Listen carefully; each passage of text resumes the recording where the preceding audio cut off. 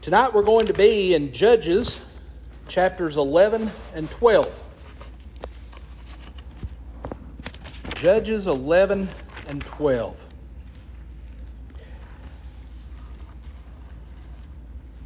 Tonight we're going to be looking at another one of the judges of Israel. And so we're going to spend most of our time there in Judges 11 and 12. Steve Campbell, would you lead us in a prayer to start our class tonight? Would you lead us in prayer, please? Our Heavenly Father, we thank you for this time together. We thank you for the opportunity to study, learn from your word. Help us to learn more about you each time that we read and we study. Make us stronger in our Christianity and help us to be more willing to get out and tell people. We ask that you brighten our light so that people will ask us, why are you so happy? Why are you convinced? We ask you also to be with all the leaders throughout the world, that they can learn to follow your bidding. And we ask that you be with all those that are sick, all that we pray for. And we ask all these things in Jesus' name. Amen. Amen. The period of the Judges was a very interesting time in the history of the Hebrew people. We find that this was a period that lasted from the death of Joshua until the time that Saul became the first king. But one of the interesting things about this period of time is you did not have a judge in power at all times. You would have a judge come to power during a time of oppression. The people would turn away from God. God would allow one of the heathen nations to come in and begin to oppress that nation. But after a while, the people would begin to cry out to God, and God would raise up a deliverer. And those deliverers were known as judges. Now, most of these individuals who served in these positions were quite flawed characters. Some of them more so than others, as we talked about a couple of weeks ago with Samson. These were individuals who did not always make the right decision. These were not individuals who always lived the most godly of lives. But we find that each one of these men and one woman, Deborah, these were individuals who, despite their flaws, God used them at crucial times in history. He used them to deliver Israel out of periods of oppression, but also He used them to lead the nation back to God. Well, after each of these judges passed away, there would be a period of time where they did not have someone ruling over that nation. And what would happen? People would begin to eventually do what was right in their own mind. They began to practice idolatry, began to pattern themselves after the heathen nations. And again, God would allow them to be oppressed until a time when another judge would rise to power. Well, tonight we're going to be talking about another quite flawed individual. And whenever you read the things that these two chapters in Judges tell us about this man by the name of Jephthah, it really makes you wonder, why is he mentioned in Hebrews 11 and verse 32 as a person of great faith? Jephthah's name meant to open, to loose, or to set free. And this has led many people to speculate that because this name was chosen, that he was in a position much like Samson, and people have made the claim that more than likely God had revealed to Jephthah's parents as well, that he was going to rise to power just as God had done through an angel to Samson's parents. However, there is nothing in the text of Judges 11 and 12 that would indicate this to be the case. And so whenever we look at this name, Jephthah, more than likely it is just an irony that his name denoted something that he would later do for his nation. There's nothing that indicates that there was any type of foreknowledge given to his parents. In fact, when you look at the circumstances that led to the birth of this man, they weren't exactly honorable. They were not the kind of circumstances that God would have sanctioned to take place. Jephthah was a son of a man by the name of Gilead. He was a married man who had quite a few children with his wife. But here was a man who was not exactly upstanding. Gilead went out and had an affair with a prostitute. And this prostitute became pregnant with Jephthah.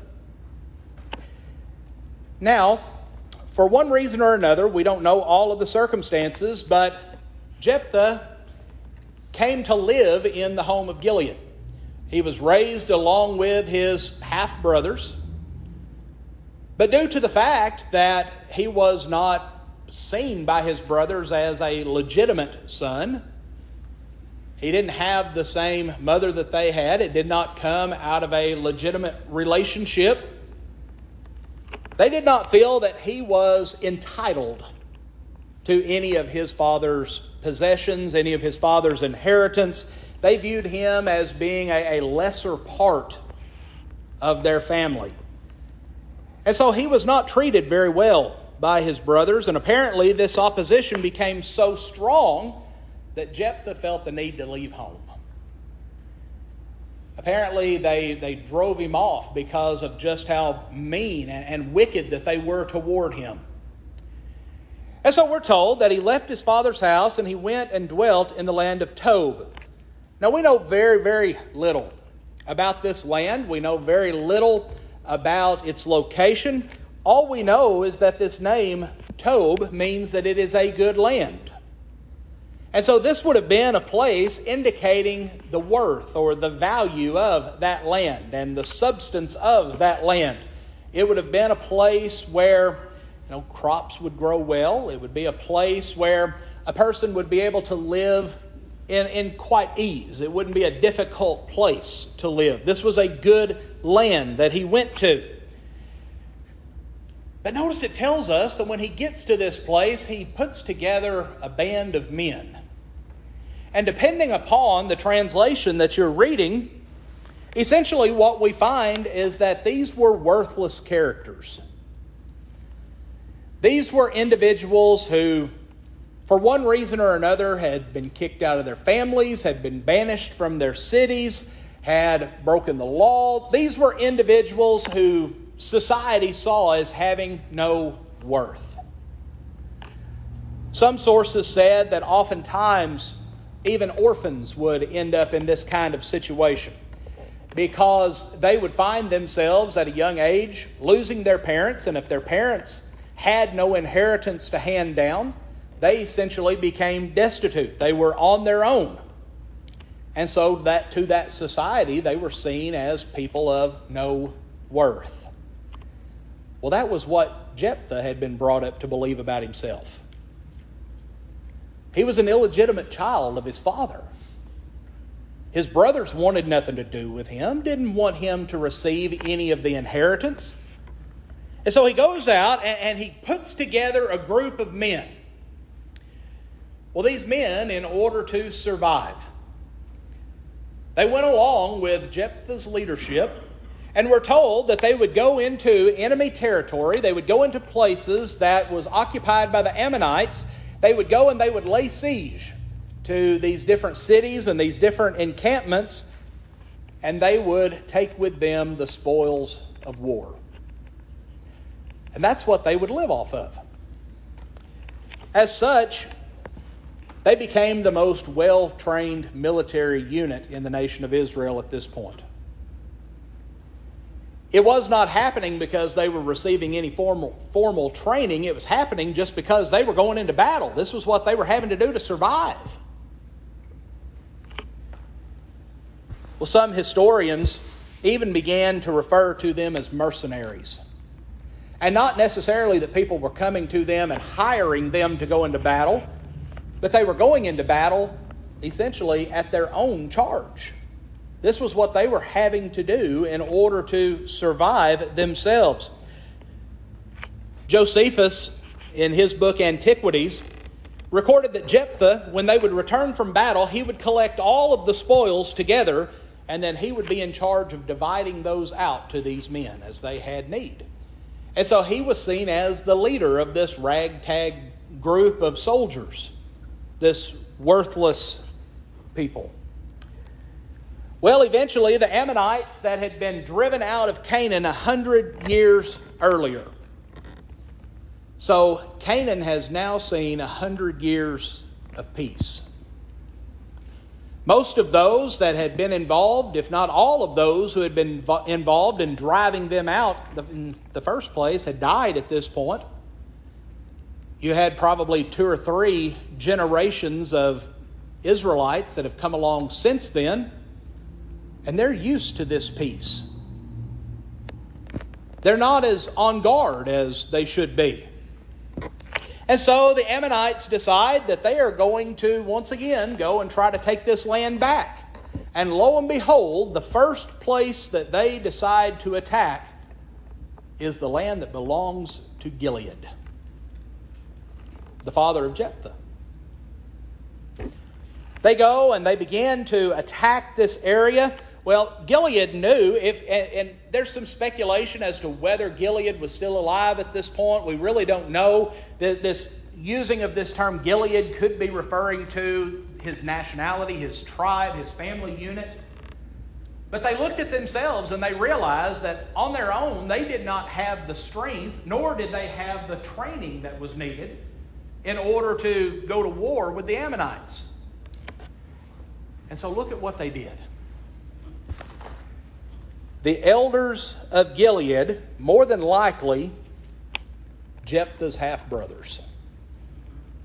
The ones that had run him off, who didn't want anything to do with him, they knew that they couldn't defeat the Ammonites on their own, but they thought, you know what? You remember Jephthah? He's got this band of people out here. They've been waging war with the Ammonites for years at this point. Let's go get our brother. So the elders of Gilead, they go out and they plead with Jephthah. If you will come back with us and wage war with us, then we'll put you in charge of the family. We'll give you your share. We'll restore you to your rightful position, and we'll let you be in charge. Well, Jephthah thinks about this for a little while, and then knowing how his brothers had once been, he comes back and he says, so you're telling me, paraphrasing, so you're telling me if me and my men come and wage war for you, you're going to put me in charge. The one you wanted nothing to do with, the one that you said was illegitimate, that wasn't owed the inheritance, and you're saying you're going to put me in charge?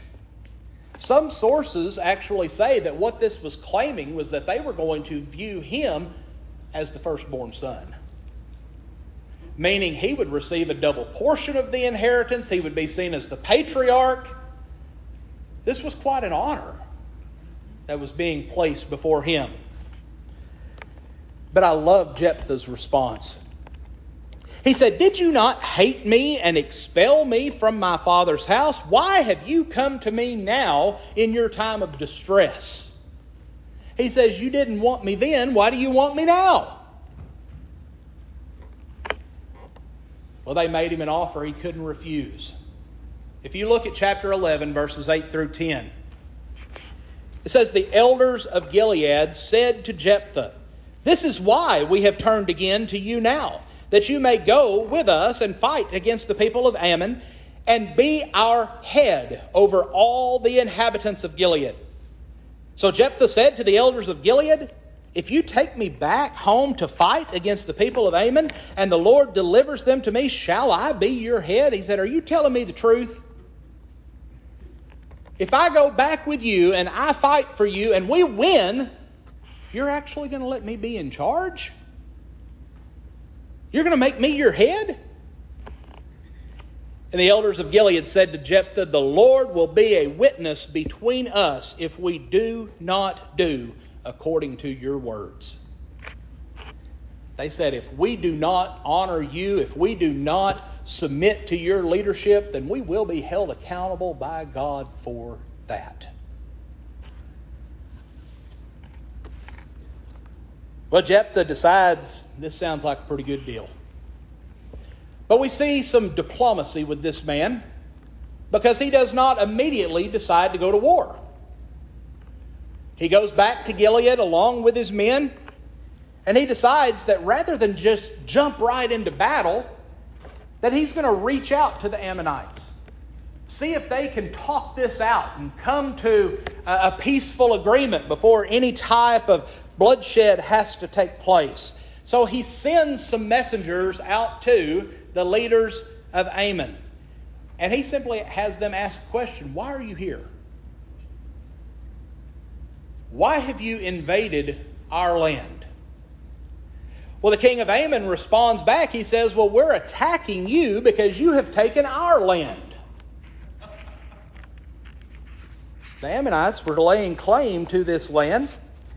And he said, because when Israel came out of Egypt, this was our land. We were living here. But then when you all came into this land, you took it away from us. Can we think of a group of people on the face of the earth today that's still having this kind of an argument over a land? Look at the physical country of Israel today. Why are the Jews and the Muslims fighting? Because one group says this is Jewish land and another group says this is Muslim land. One says, no, you took it away from us. No, you took it away from us. So we're going to keep fighting over it. And so the king says, you took our land away. We want it back. So we've come to attack you to take back what's rightfully ours. Another group I think about, that sounds very similar to the argument that Putin made about why they invaded Ukraine. He said this was historically Russian territory. They broke away. They took the land away from us, so we're just taking back what's rightfully ours. Well, Jephthah, he decides that this king needs a little history lesson. That the king really doesn't know all the particulars of that land. And so in verses 15 through 22, Jephthah relays back to the king that Israel had not actually taken that land away. He said that they had went around the lands of Edom and around the land of Moab because those nations would not allow them to pass through. But when Israel came to this land in question, Israel asked if they could pass through that land.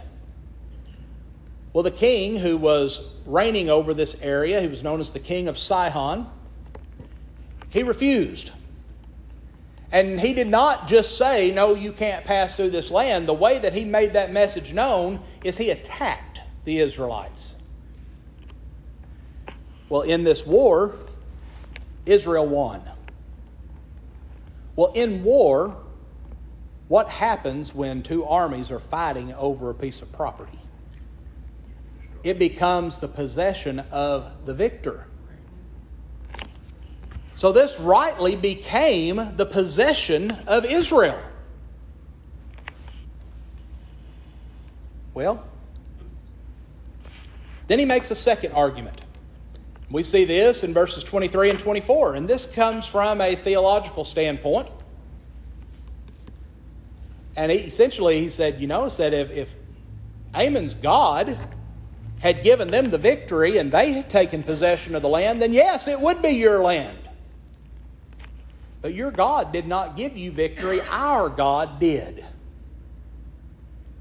The God of Israel gave us the victory. Therefore, this is our land. And then he goes back to a historical argument one more time. And he said, if Moab did not attack Israel over the land, and none of Ammon's ancestors attacked over the land, then the land rightfully belonged to Israel. He said, if this land truly belonged to you, why didn't any of your ancestors fight for it? Think about that. Moab didn't fight for it.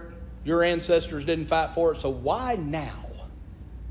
Why has this just now become an issue? You know, you talk to people that, say at one point, maybe they had a family farm somewhere and they fell on hard times and they had to sell that property.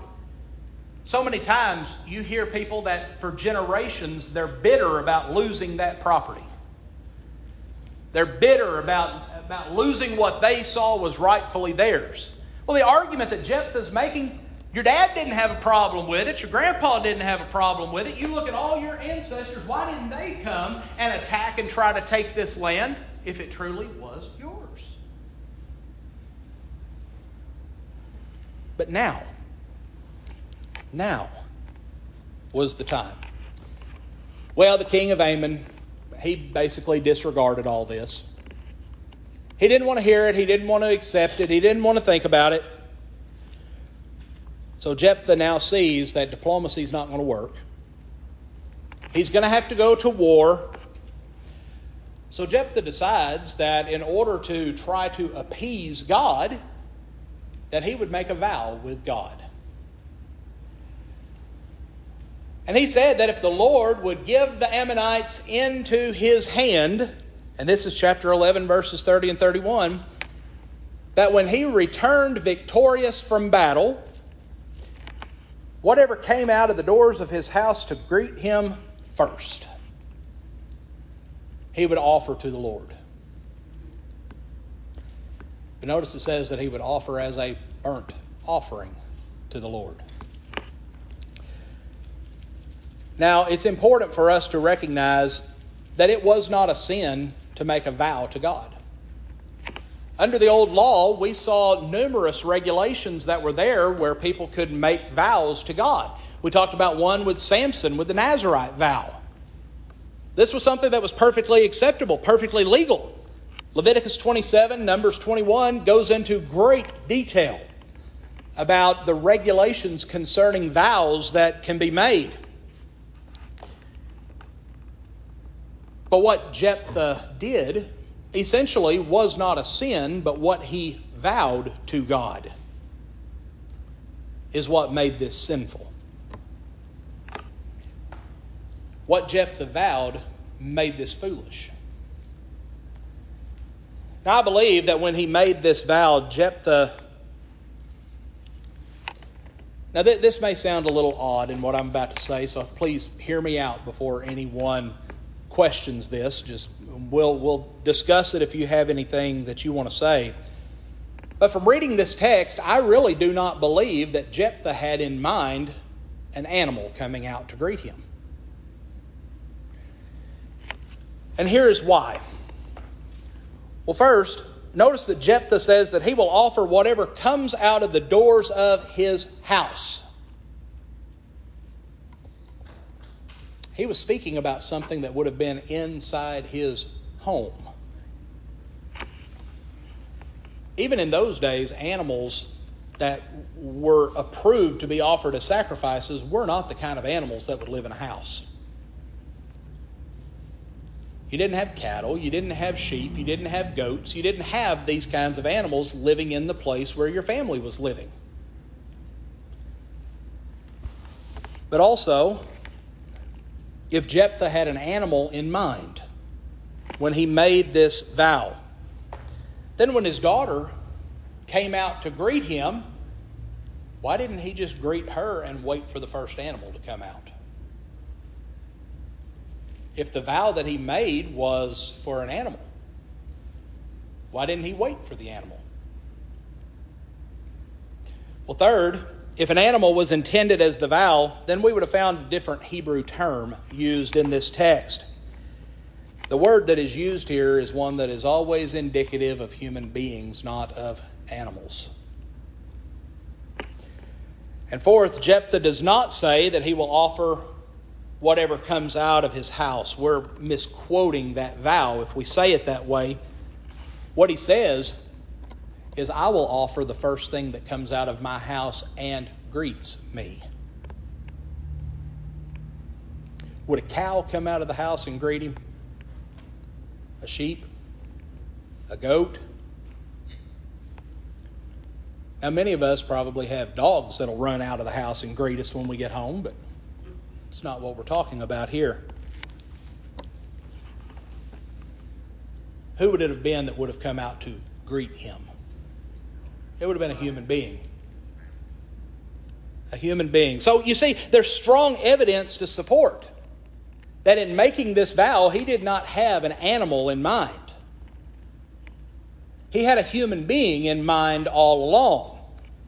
But also, if Jephthah intended an animal sacrifice, but realizes his words have caused him to offer a human instead, would this not be in direct violation to God's law? Sure. But also, God made a way for a person to excuse foolish vows. Leviticus 5, 4 through 6 reveals that a person could make a guilt offering and be relieved of making a foolish vow. But for some reason, this is not what Jephthah does. He doesn't make this guilt offering. He doesn't try to get out of the vow that he made. Actually, what he was doing was reflecting an action of the pagan nations around them. You know, we read in the Bible about those who would sacrifice their children to Molech. One of the things that was so common among pagan nations, they believed that if you offered a human sacrifice, that was the most pleasing type of sacrifice to those false gods. And so here we have Jephthah reflecting a pagan view of what God wants. He wasn't reflecting a legitimate desire to offer an approved sacrifice to God. But notice, he's confidently resting upon faith that God will cause them to be successful in battle, but his faith is not strong enough to then offer a sacrifice to God that God requests.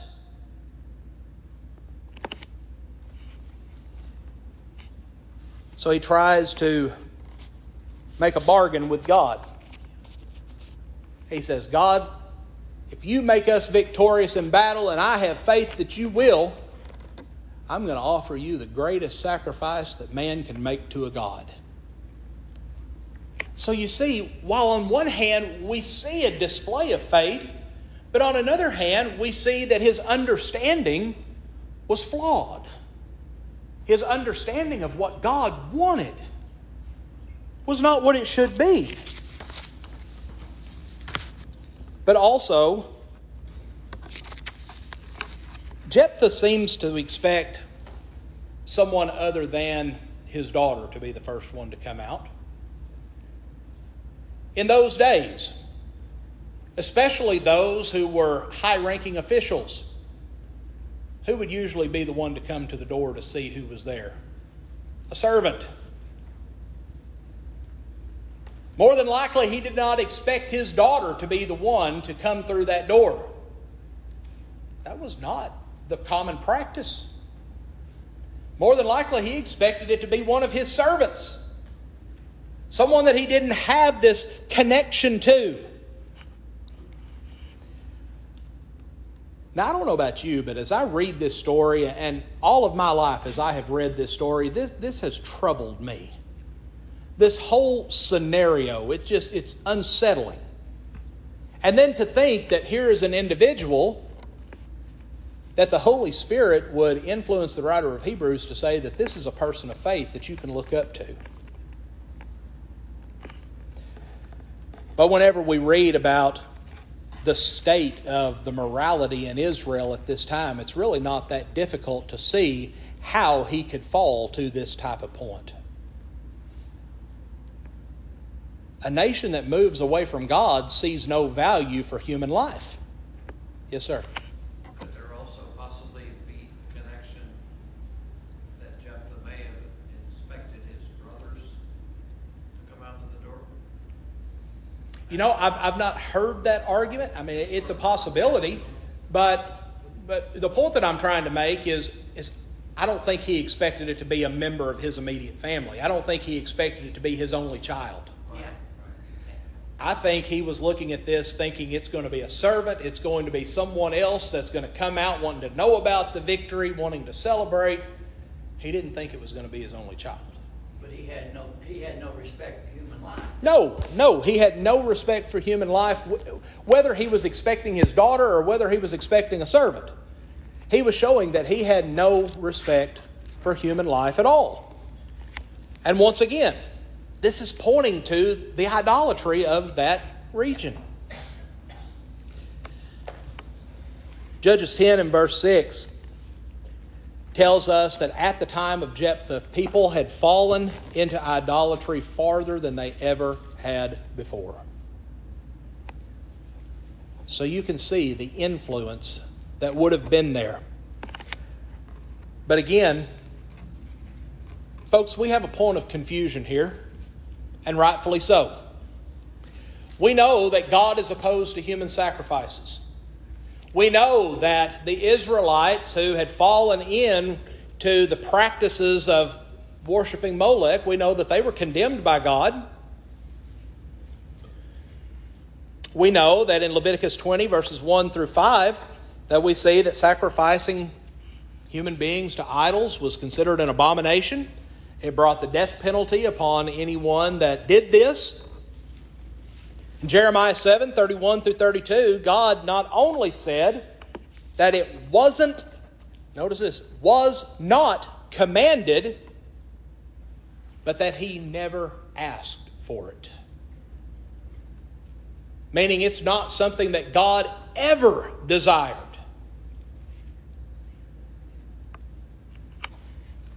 So why would God allow Jephthah to be victorious in this battle knowing the foolish vow that he made? You ever thought about that? That's really the point that we need to ask. God knew who was going to come out of that door first. He was testing it. Well, we're going to talk about that a little bit more. Because really there are two different ideas as to exactly what happened with this vow. There are some who 100% believe that he offered her as a burnt offering. There are others who believe that he was able to use some of these regulations that are there in the law to relieve some of those foolish vows. But his daughter at that point was forced to a life of servitude to God. And in this, we'll talk about it here in just a moment. Hopefully we won't run out of time. If we do, we'll finish talking about it next week because there's so much to this. I really don't think that we'll get to all of it tonight. But the confusing thing, if God knew about this vow, and He did, if God knew who would be the first to come through His door, and He did, why did God allow Jephthah to be victorious? And why did God allow Jephthah to be listed as a hero of faith in Hebrews 11 and verse 32? Now, even if we argued that Jephthah did not believe that it was going to be an animal, and we've already made that argument, we know that he had no clue who would come out of his house first. This was a foolish vow on his part. Even when you remove this whole concept of it being sinful, human sacrifice not being acceptable, it was a foolish vow. He had no clue. But then, if you look at this and try to make the argument, no, he was expecting an animal to come out. How could he know that an animal without spot or blemish that was on the approved sacrifice list would be the first animal to come out of his house? He had no way of knowing that. So every way you look at this was a foolish vow. Whether you believe that he knew that he had human sacrifice in mind or whether he had animal sacrifice in mind, it was a foolish vow.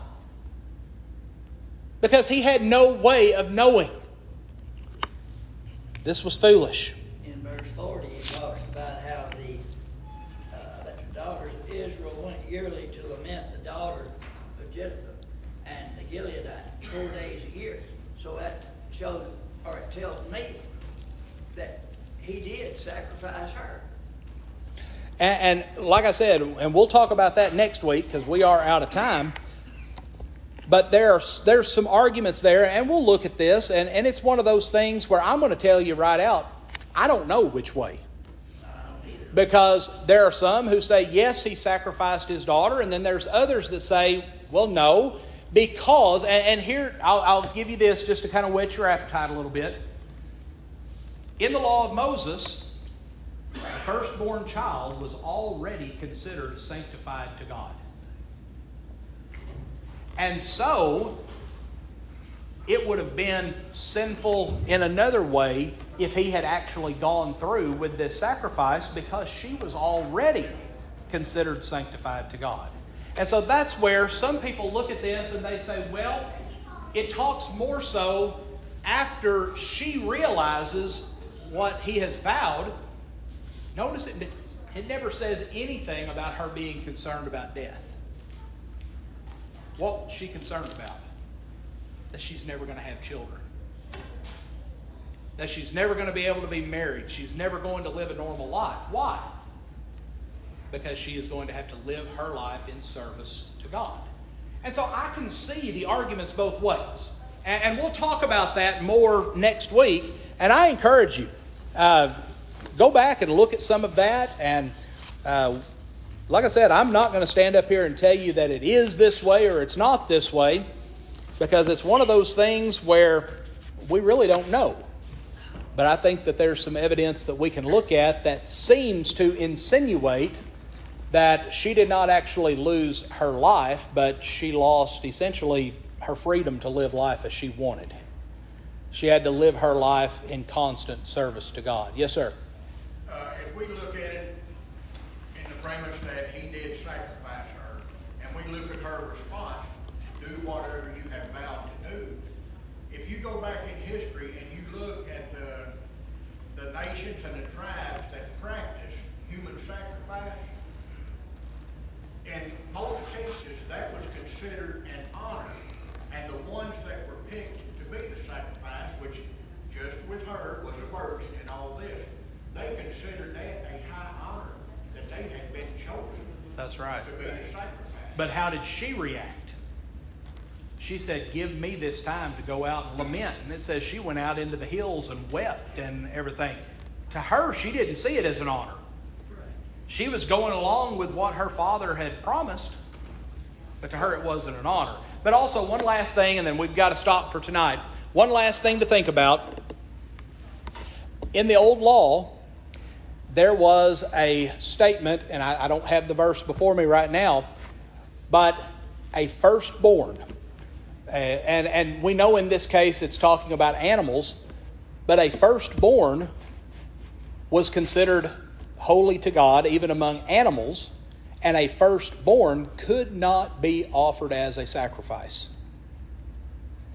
And so once again, you look at this and you can see where there's some things that you could look at that would lend itself to, well, no, she's still having to face the consequences of her father's vow, but she's not losing her physical life, but she's losing the freedom that she would normally have in life. She's losing the ability to marry and have children and all of that. But once again, we'll talk about that much more in depth next Wednesday night.